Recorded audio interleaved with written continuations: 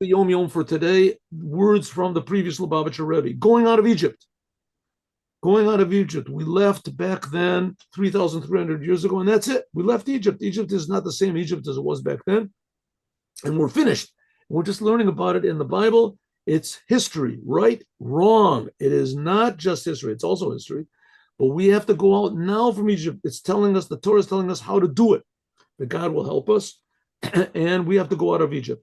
The spiritual, and in fact, we see that the Jews left Egypt, but Egypt did not leave them. That as soon as they left Egypt, as soon as 40 days after they received the Torah, they worshiped the golden calf again. Okay, so Egypt expresses constriction, limitation, limiting yourself from doing bad things, from doing good things.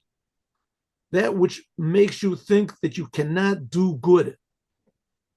The spiritual Egyptian exile is our natural soul restricting and concealing the godly soul. A person thinks that he's alone, that he's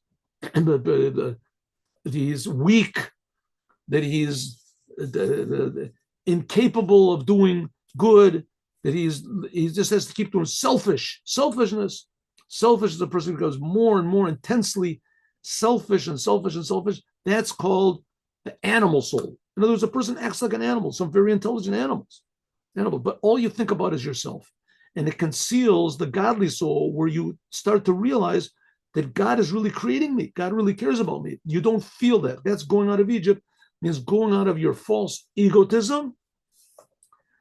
So going out of that false egotism, which is so false and so severe that the godly soul is compressed. In Egypt, it's compressed, that it's diminished to the obscurity. You don't even know that you're a Jew. Even if you don't even know what God is, you have no idea what Torah is, no command.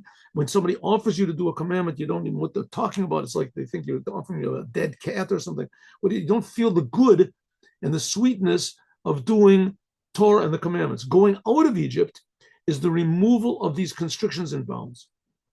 Namely, the intellect in your brain, what's called sometimes the nefesh hasichli, that you start to think straight, and it attaches to the reality of God and how good God is and how God wants you to be in this world, dynamic in the world. That illuminates your heart, and you start to love God instead of yourself. You bring about fine character traits, and it translates into actual practice. You're not so afraid of losing money. You're afraid of losing your integrity. You're not so afraid of what people say about you. You're more concerned about what God says about you. That's called revealing, going out of Egypt. That's called going out of Egypt. And now story.